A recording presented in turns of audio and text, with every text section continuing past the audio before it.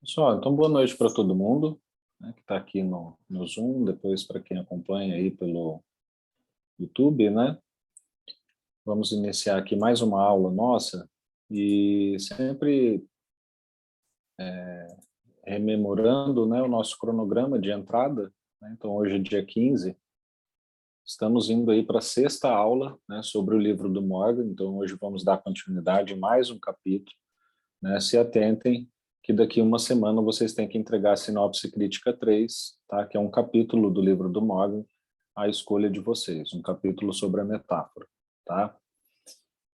Então é isso, e vamos lá, né? Pessoal, então, dando continuidade aqui, né, ao livro do Morgan, eu sempre faço questão de relembrar onde estamos para que a gente consiga avançar mais fácil para a próxima imagem, né, para o próximo capítulo. Então, lembrando que a gente está na unidade 2 da disciplina, né, onde a gente está discutindo e aprendendo teorias de análise das organizações, de análise organizacional, né, e aqui a gente está conhecendo a proposta do Morgan de análise organizacional, né. Então, a gente está conhecendo propostas de negócio, de visão gerencial do negócio, né, propostas pelo Morgan, onde ele usa, né, a ferramenta das metáforas para poder simplificar as organizações, né, para poder permitir com que o gestor compreenda as organizações e, a partir desse momento, consiga fazer gestão, tomar decisões, proceder com análise organizacional propriamente dita, né? Então, ele apresenta para nós 8 metáforas, né? A gente já viu aqui máquinas, né, organismo, cérebro, cultura, unidades políticas, e hoje a gente vai para prisões psíquicas, né? E nas duas próximas aulas a gente vai ver fluxo e transformação em instrumentos de dominação, tá? Pessoal, essa particularmente é uma das metáforas assim que eu acho das mais interessantes do livro, né? Porque toca num aspecto que é muito conhecido, muito popularmente discutido, corriqueiramente a gente vê isso na mídia, em livros, em podcasts, a respeito de negócios, de gestão, né? Só que, todavia, ninguém sabe dar um nome técnico para isso, né? Ninguém, não é que ninguém, mas as pessoas não encaram geralmente de modo técnico, né? Ou seja, da onde aquilo sai, como que aquilo se relaciona com a teoria, né, da gestão e assim por diante, né? Que é a questão das prisões psíquicas, né?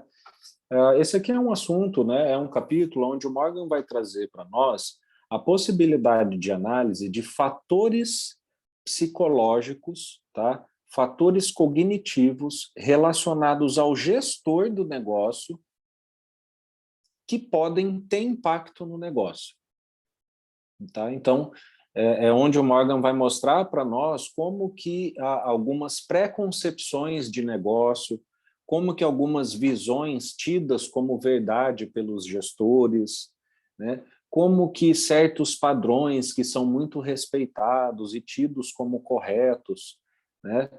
Assumidos pelo gestor, como que isso tudo pode ter impacto no negócio. Então, é como eu falei, né? É quando a gente vê aí, né, muita gente falando. É por isso que eu falei, é um assunto que está muito disponível aí. Por quê? Porque esse tipo de assunto, né, que são as prisões psíquicas, que o Morgan vai trazer para a gente vê muito corriqueiramente disponível aí na mídia, nas redes sociais, né, no YouTube, enfim, né, na área que divulga informações sobre negócio, né, como sendo coisa do tipo esse feeling de negócio, né, essa tomada de decisão, esse posicionamento estratégico, né, como eu falei, essa visão de negócio, né? A gente vê muito, então, né, programas que trazem ali pessoas, né, para falar do negócio dele, da visão de negócio dele, e aquela pessoa vai expor a visão. Essa visão de negócio, isso que a gente vê como tomada de decisão, é justamente o que o Morgan chama a nossa atenção de que pode ser uma armadilha, tá? Dependendo do modo como isso for administrado pelo gestor. Então, o que ele começa falando, né, pessoal? Isso é uma breve introdução, para vocês entenderem um pouco sobre o que é o capítulo, né? E para explicar, né, como que uma organização pode ser vista como uma prisão psíquica, né? O que o Morgan traz para nós, né? Então, ele começa falando sobre a alegoria da caverna do Platão, né? Eu gosto também muito desse capítulo do livro, justamente porque ele começa bem filosoficamente, mostrando as bases lá de onde vem esse raciocínio e como que o raciocínio do Platão, né, leva a gente a poder transportar esse raciocínio platônico para a gestão de negócios, né? Que é a questão da alegoria da caverna, né, do Platão, que está disponível nesse livro aqui que eu já mostrei para vocês, né, várias vezes, mostro aqui mais uma vez, que é a República do Platão, né? Esse livro aqui, eu estava até, depois peguei aqui e aproveitei para ver a parte, né, o capítulo do mito da caverna, alegoria da caverna, e o que é interessante desse livro? Esse livro aqui, ele não é escrito assim, no formato tradicional que a gente conhece, né? Por quê? Porque ele é um livro dos chamados diálogos platônicos, né? Então, são livros onde o Platão escreve diálogos entre duas pessoas, né? Então, não é um livro escrito do modo natural, né? Onde o Platão está colocando o raciocínio dele ali numa escrita formal, né? O platônico inventa diálogos entre duas pessoas, né? E é muito interessante que a gente fica imaginando as duas pessoas conversando e, ao mesmo tempo, aprendendo ali o raciocínio do Platão, né? Nesse livro aqui, o Platão escreve um diálogo entre Glauco, né, que é um dos irmãos dele, do Platão, e o Sócrates, que era o professor do Platão, né? E o que diz nessa parte da alegoria da caverna? É onde o Sócrates está explicando para o Glauco o que é cultura. Essa é a parte da alegoria da caverna. E aí o Sócrates fala para o Glauco como que ele imaginaria que fosse uma sociedade que tivesse uma condição dentro de uma caverna. O Sócrates começa a imaginar com o Glauco, né, como que seria a cultura de uma sociedade que estivesse presa dentro de uma caverna. E ele começa a falar várias situações que o Glauco começa a imaginar, né, dentro daquela caverna. Então, imagina que essa sociedade, essas pessoas, os homens, as mulheres, né, tivessem presas por correntes dentro dessa caverna, né, dentro da caverna, a única fonte de luz, né, seria uma fogueira que estava atrás das pessoas, né, e as pessoas, então, estariam criando a sua cultura e a realidade dentro desse contexto, né? Então, elas achavam que as sombras eram as referências de pessoas que elas tinham, né? Elas atribuíam os sons que elas ouviam a qualquer fator externo que elas não sabiam o que era, e essa era a realidade dentro daquela caverna, né? E aí o Platão, o Sócrates, né, no diálogo, pega e fala, bom, imagina se um dia uma dessas pessoas saísse da caverna, né? Você acha que realmente nos primeiros momentos ela teria certeza que a caverna é mentira e a realidade que ela estava passando a ver era a verdade? Por um bom tempo, a pessoa que sai dessa condição da alegoria da caverna, ela ainda acreditaria que o que ela via na caverna ainda era verdade. Ela acreditaria que o parâmetro de pessoas são as sombras e assim por diante. Tamanha era o convencimento cultural que aquela pessoa tinha recebido dentro da caverna. E a gente viu o que é cultura. Tamanho foram os valores, as crenças, as ideias que as pessoas desenvolveram na cultura da caverna. Isso não permitia que, quando elas saíssem, elas de imediato percebessem que a caverna, na verdade, não era a realidade, né? Então, por que eu estou contando isso tudo? Porque o Morgan traz para nós a alegoria da caverna como introdução do capítulo para explicar o que pode ser uma prisão psíquica. Assim, nos negócios, né? O que pode ser uma prisão psíquica no campo dos negócios? Assim como uma pessoa que nasceu, foi criada e se desenvolveu dentro de uma caverna, né? E depois que sai dessa caverna tem dificuldade de tomar decisões e de aceitar que, na verdade, a realidade é aquela realidade fora da caverna, não a realidade dentro da caverna, um gestor também, em função de viver dentro de uma prisão psíquica, também, quando é chocado com a realidade verdade, ele pode achar que, na verdade, é a prisão psíquica que é a realidade correta. Isso pode levar ele a tomar decisões erradas, por exemplo, né? Então, é o que o Morgan chama de aprisionamento dentro de si. Então, aqui é aquele tipo de mentalidade de gestão onde existe sempre uma verdade assumida, uma única resposta para tudo, né? Todos os problemas podem ser resolvidos por meio de uma única resposta sempre. E isso começa a enviesar, a aprisionar o pensamento do gestor. de modo que ele passe a viver dentro da caverna dele, né? E essa prisão vai criando armadilhas ao longo do desenvolvimento do negócio. E essa visão de aprisionamento assumida pode atrapalhar a tomada de decisão dos gestores. Essa é a ideia do capítulo, tá? Esse é o grande resumo do capítulo aqui que eu fiz para vocês, né? Vindo desde lá do Sócrates até o que é o que o Morgan quer dizer do ponto de vista de análise organizacional, quando ele diz que a organização pode ser uma prisão psíquica. Então, ele quer nos alertar, né, para modelos cognitivos, ideias de negócio, pensamentos assumidos como verdade, que podem, na verdade, nos aprisionar e atrapalhar a nossa tomada de decisão. Bom, entrando especificamente nos exemplos, né, e no que o Morgan quer dizer com isso tudo, ele fala que o gestor pode ser aprisionado basicamente por 3 processos dentro do negócio. Então, o gestor pode ser aprisionado pelo sucesso, aprisionado pela zona de conforto ou aprisionado pela sua própria história pregressa. Então, a caverna, né, onde o gestor pode viver de modo a ter um pensamento enviesado, pode ser sucesso, zona de conforto ou história pregressa. O que ele diz em cada um desses aqui para nós, pessoal? O que é ser aprisionado pelo sucesso? Aqui são aqueles tipos de empresa que vivem um sucesso constante e muito grande ao longo do tempo, que começam a achar que esse sucesso por si só vai garantir a sobrevivência delas. Então vejam um caso famosíssimo, né, não só no Brasil ou no mundo, que foi do Eike Batista, né, e da sua família. Para quem conhece, né, eu acompanhei a época por meio de noticiário e tudo, né, mas acompanhei a época que aconteceu com os negócios, né, com a holding que o Eike tinha, que era um conjunto, né, era uma holding, ou seja, um conjunto de empresas que atuam em ramos diferentes, né, então ele tinha extração de minério, logística, navegação, energia, petróleo, então ele tinha uma holding, ou seja, um conjunto de empresas que trabalhavam em diversos ramos diferentes, né, e ela começou a falir, e o Eike é isso que a gente vê hoje como empresário, né? Quer dizer, foi preso, perdeu todo o seu patrimônio, faliu todos os negócios, teve que vender tudo e assim por diante, em função de um processo de aprisionamento pelo sucesso. Óbvio que a gente sabe, né? Vamos tirar aí a parte de crimes que ele pode ter cometido, né? Então já foi julgado, né? Já foi detido e tal. Então vamos tirar a parte de crime e analisar só a parte de decisão gerencial das empresas do Eike, é claramente um processo de aprisionamento pelo sucesso. Por quê? Quem acompanhou sabe como que as empresas do Eike começaram a falir. Foi quando se descobriu o pré-sal no Brasil.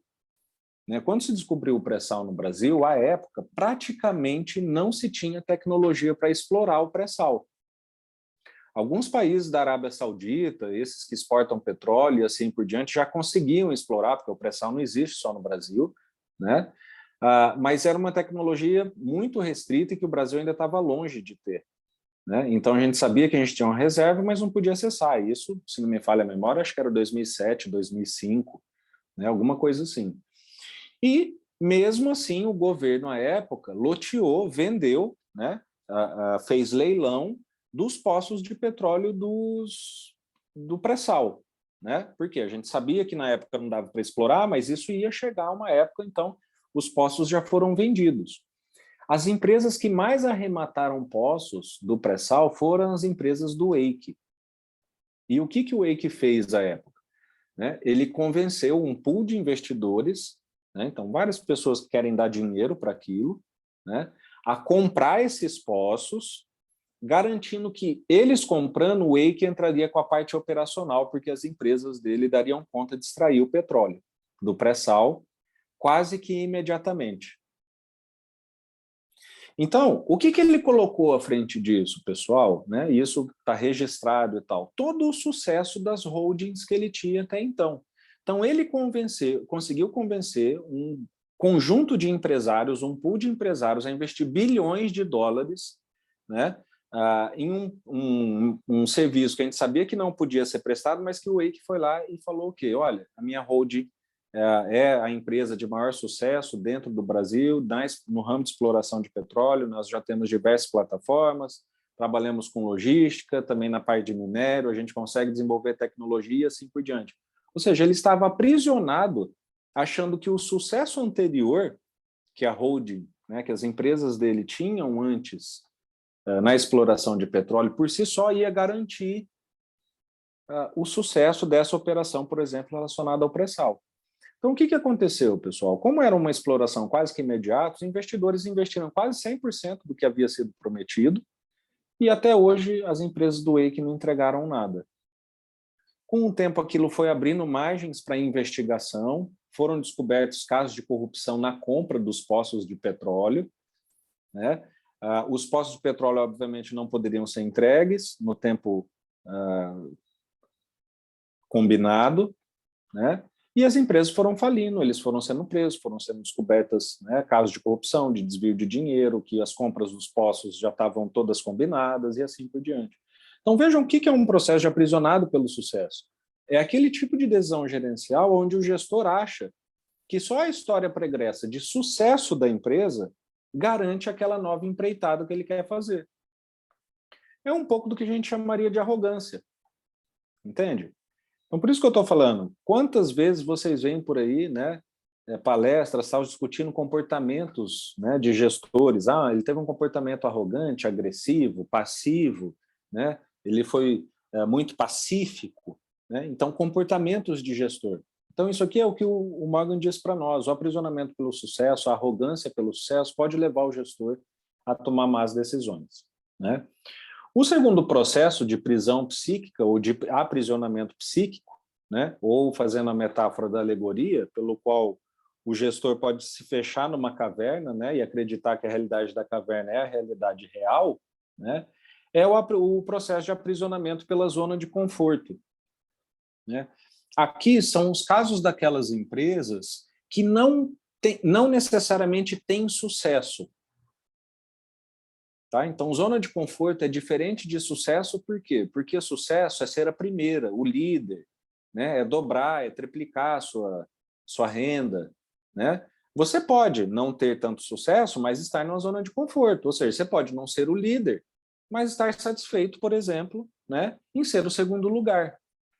Pode ser um posicionamento estratégico da empresa, inclusive, ser momentaneamente um segundo lugar, né? Pode ser que ela esteja em um ramo onde todos os primeiros lugares estão sendo adquiridos pelos concorrentes, né? Ela não quer ser adquirida, porque se ela chegar ao primeiro lugar, ela vai ser comprada por um Facebook da vida, né? Então, ela estrategicamente está no segundo lugar. Então, percebem, zona de conforto não é igual a sucesso. Sucesso é campeão, é primeiro, é ter sucesso. Zona de conforto é sobreviver, ter um nível de sucesso, porém, não necessariamente em primeiro lugar. Então, o que o Morgan diz para nós sobre aprisionamento pela zona de conforto? Aqui são decisões gerenciais onde o local, o posicionamento onde a organização está no momento, satisfaz a organização a ponto de, inclusive, fazer com que ela não se atualize e seja superada. Né? Então, aqui é basicamente o quê? Né? Imaginem o caso da Blockbuster. Né? Coincidentemente, era também uma empresa de sucesso, a Blockbuster, né? Mas ela se enquadra perfeitamente, não só porque ela não era a primeira, né? Ela estava entre as primeiras, mas ela também se enquadra na zona de conforto. A Blockbuster era a maior locadora, né, de fitas de videocassete do planeta, né? Onde tinha uma Blockbuster, puxa vida. Né? Eu me lembro que eu não morava em Brasília, mas quando eu vinha a Brasília, eu ia a São Paulo, ia na Blockbuster e ver.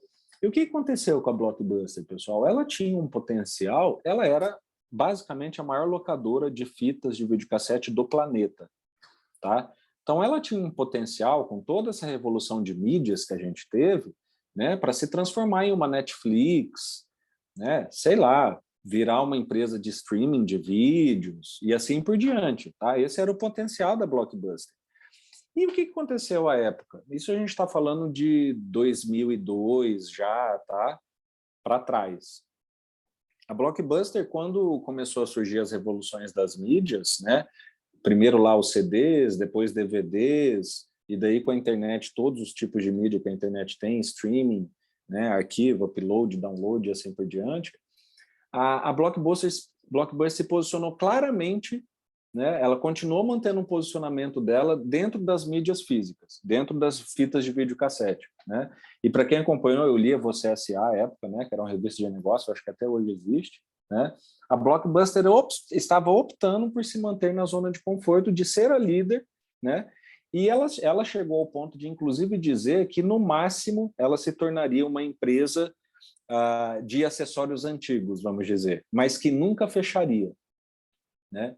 Então a Blockbuster falou, olha, pode ser que até aconteça o que vocês estão dizendo, mas a Blockbuster nunca vai desaparecer, porque é impossível que as pessoas deixem de querer ver uma fita de videocassete, nem que seja por ser um material antigo, né?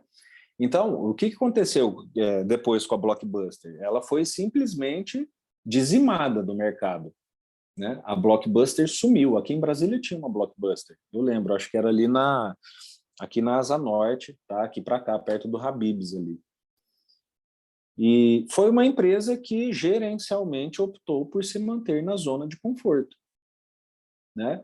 Ela estava aprisionada, a gestão, o conselho de direção da Blockbuster estava aprisionada pela zona de conforto, né? E mesmo vendo aquela tsunami que se aproximava, eles falam, não, nós vamos sobreviver, né?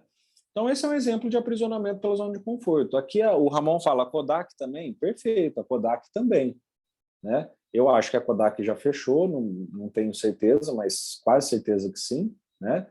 Mas a Kodak também, né? E veja, por que eu fiquei na dúvida que a Kodak fechou? Porque ainda existe o mercado de filmes, né?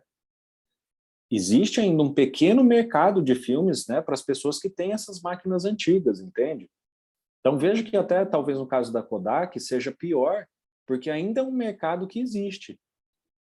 No caso da Blockbuster, é um cenário onde o mercado simplesmente não existe mais, né? Eu não sei que eu não conheço. Quem que aluga fita de... Não tem mais videocassete, né? Mas você tem ali Polaroid, né? Você tem as máquinas antigas que tem. A Kodak também, ela não se adaptou e, como eu falei, até em função dessa pergunta eu lembrei agora, é interessante notar que o mercado da Kodak ainda não sumiu, né? Diferente da Blockbuster. Então é até pior, né? Foi superado e muito só por simplesmente adotar uma postura de zona de conforto. Aí a Patrícia fala, então todas essas empresas foram passadas por uma tecnologia atualizada, se enquadram na zona de conforto? Sim, como exemplo, tá? É claro que assim, eu tô te falando de exemplos que eu sei, tá? Que, né, eu conheço e sei que se enquadram nesse exemplo. Então, eu só teria cuidado em falar que todas, né, que foram superadas em função de tecnologia, foram em função de zona de conforto, por quê? Outras que eu não conheço podem ter sido superadas por tecnologia, não por zona de conforto, mas por não ter tido recurso para investir na tecnologia, tá? Então, não comprou, por exemplo, né? Chegou numa hora que ele simplesmente não tinha dinheiro, tá? Então, aí não é uma questão de zona de conforto, entende? Zona de conforto é estamos ok, a Kodak, tá? Ou a Blockbuster. Estamos ok aqui e vamos optar, né? Temos recursos, temos condições, temos mercado e assim por diante, mas vamos optar por ficar aqui, né? Então isso é zona de conforto. Outra coisa é chegar uma revolução, uma tecnologia que simplesmente você não tem acesso, né? Aí o Pedro fala, mas o que faz essas empresas verem que estão ficando ultrapassadas e mesmo assim decidirem ficar estagnadas? Então, mas essa é a questão, Pedro, elas não estavam vendo. Entende? Essa é a prisão psíquica. Mas essa é a prisão psíquica. É não perceber que está ficando ultrapassado. Não é que estava percebendo. Eu estou falando aqui, talvez dê a entender que elas perceberam, porque é meio óbvio a gente ficar falando isso aqui hoje, 10, 15, 20 anos depois. Né? Numa aula de administração, onde a gente está podendo analisar todos os aspectos. Tá?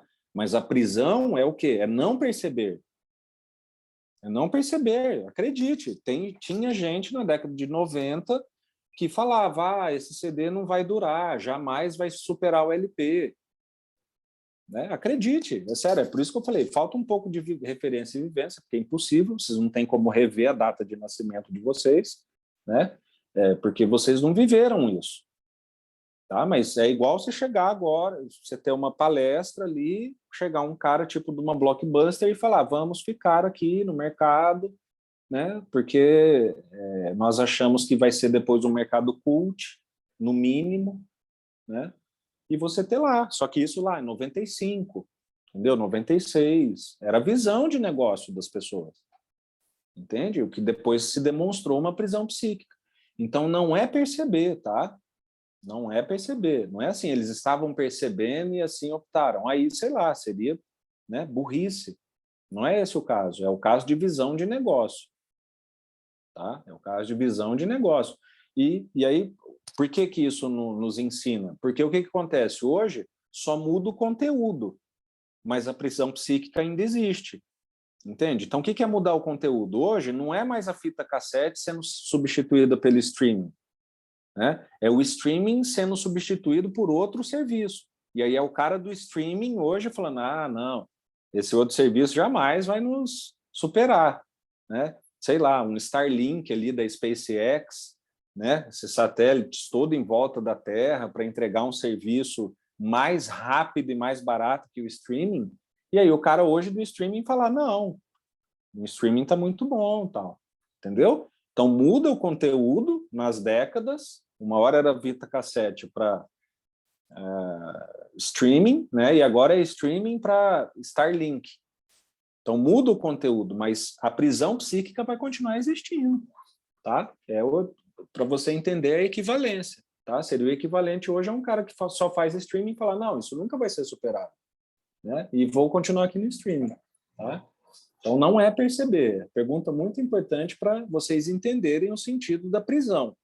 Tá? Prisão é negativo. Isso aqui é uma imagem, tá? Uma metáfora que o Morgan traz de viés negativo, de visão crítica do negócio.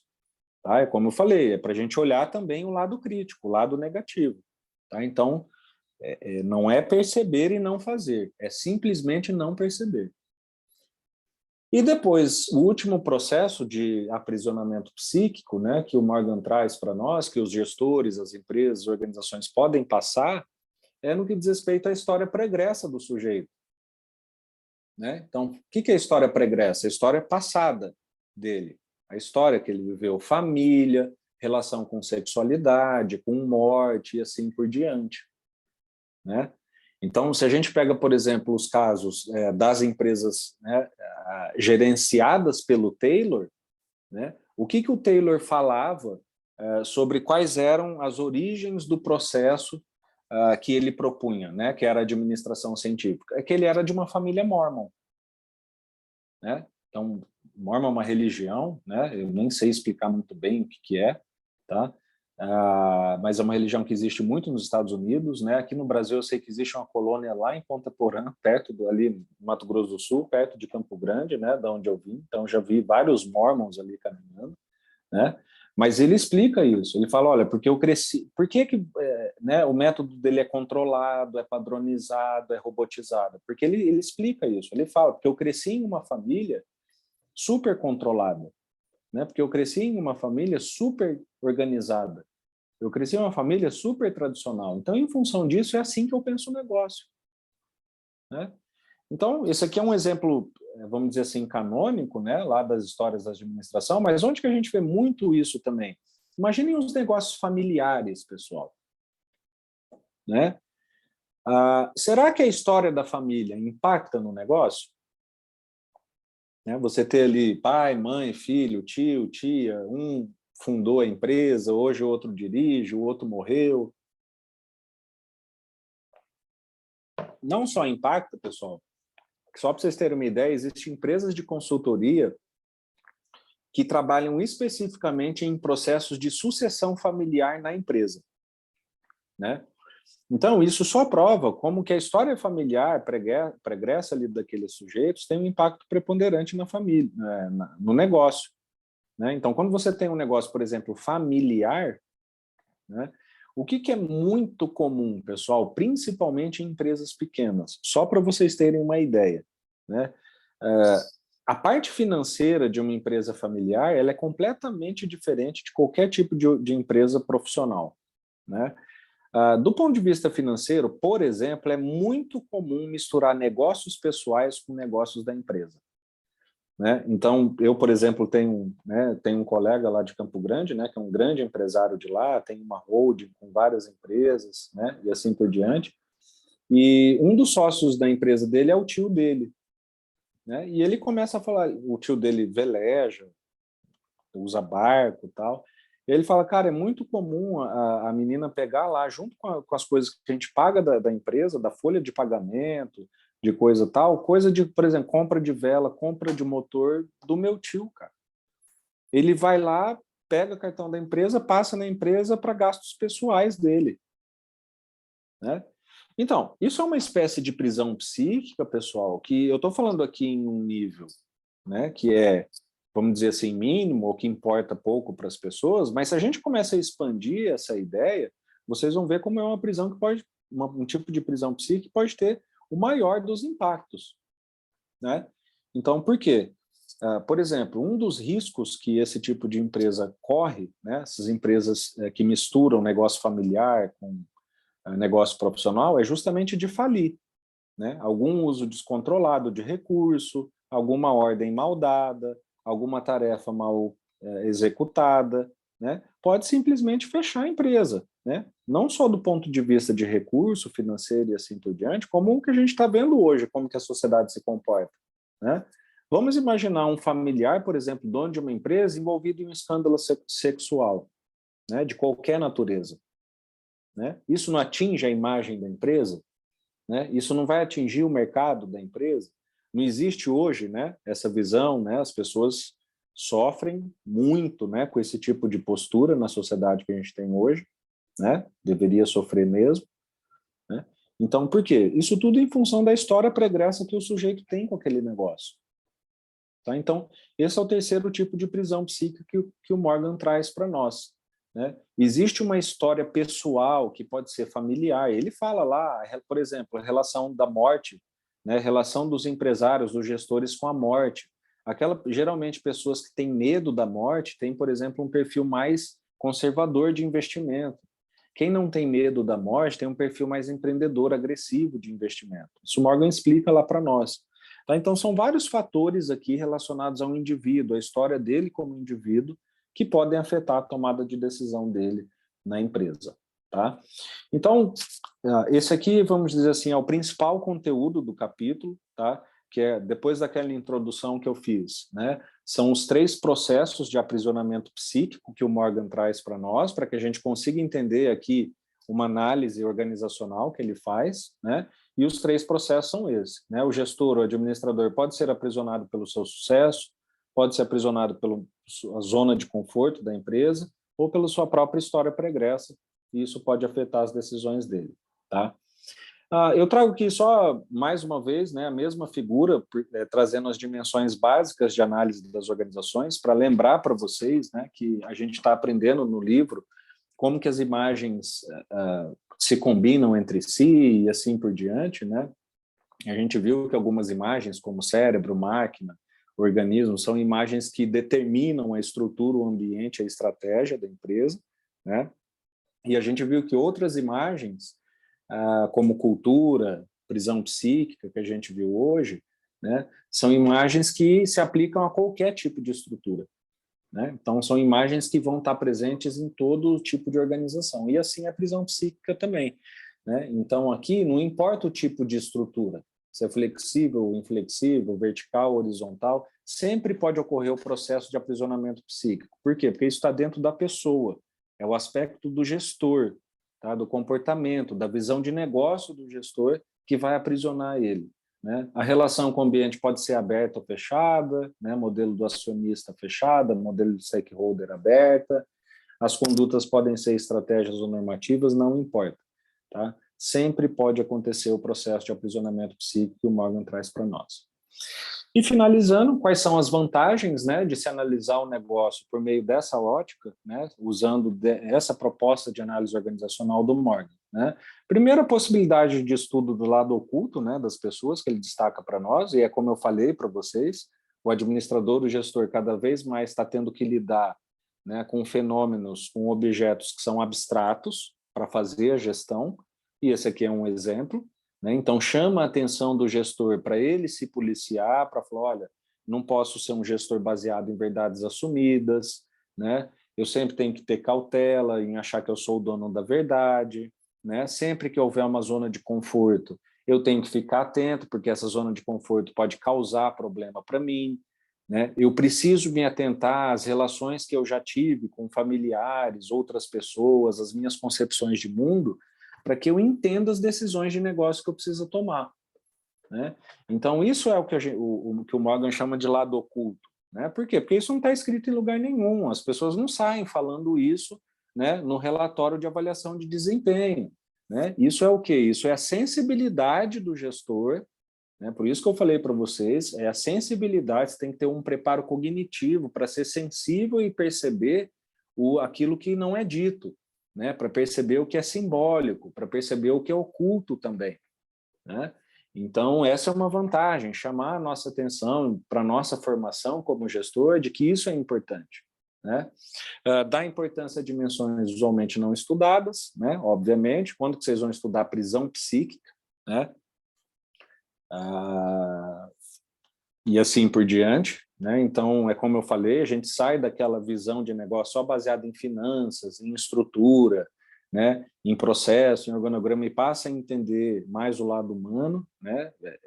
Dá importância também para dimensões que não são estudadas, que a gente não pode ver, tá? Então, essas são algumas vantagens aí de aprender, né, esse tipo de visão de negócio, né? As desvantagens, né, é que lida com dimensões não observáveis e a gente tem um problema de medida, né? Então, é como eu falei para vocês, é a sensibilidade do administrador para perceber isso tudo aqui, né, para entender, observar um cenário e falar, poxa, acho que o que essa pessoa está me propondo, ela acha que é isso só porque, né, ela tem um tipo de educação que é desse tipo, né? Ou eu acho que ela está me propondo isso só porque ela acha que a empresa dela é muito boa, né? Ou eu acho que eu estou pensando isso só porque eu tenho uma relação assim com a minha família, né? Então, isso são dimensões não observáveis, e aí é um problema da medida, né? Fica a sensibilidade, por isso que eu falei que vocês têm que ser preparados do ponto de vista teórico, né? Filosófico, porque sensibilidade, entender o não lido, né? O não dito, perceber o não dito, perceber o simbólico, né, só se faz com desenvolvimento cognitivo, né? Mas é um problema, né, não ter uma medida objetiva, né, para que a gente consiga fazer uma gestão de fato ali, né, precisa e tal. E, em função disso, encoraja especulações e julgamentos que podem ser impróprios, né? Então, que podem ser impróprios. Igual eu falei, você pegar e tomar a decisão de que a sugestão que alguém dentro do seu negócio está te dando é ruim, porque você acha que ela é de uma família tal e tal, isso pode ser um julgamento impróprio, né? Pode ser próprio também, né? Pode estar correto o que você está falando, né? Mas se encoraja esse risco, né, de se fazer um julgamento impróprio, né? Justamente porque se lida com dimensões não observáveis quando a gente fala de prisão psíquica, tá?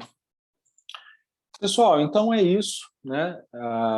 A gente encerra aqui a sexta, então, imagem, né, do Morgan. Aula que vem a gente já vai para a sétima, né? E na seguinte a gente encerra, então, esse capítulo, tá? Então, hoje a gente aprendeu aqui, né, como que é a análise organizacional do Morgan, de acordo com a imagem de prisão psíquica, né, onde ele vai mostrar para nós como que aspectos psicológicos do gestor, cognitivos, né, podem afetar negativamente o negócio, né? E a gente viu que o gestor pode estar aprisionado, né, pelo sucesso, né, aprisionado pela zona de conforto ou aprisionado pela sua própria história pregressa, né? E isso leva a uma ideia de análise organizacional, né, no que diz respeito aí à organização, tá bom? Pessoal, é isso, tá? Fechando aqui então o conteúdo, eu abro aí a palavra para vocês, né, para perguntas, dúvidas, considerações e assim por diante, né, para a gente poder encerrar, tá? Alguma pergunta, pessoal?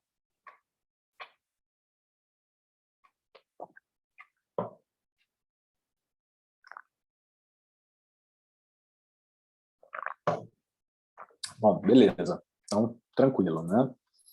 Pessoal, então, boa noite para vocês, tá? A gente se encontra aí na próxima quinta-feira, tá bom? Tchau, tchau, até mais.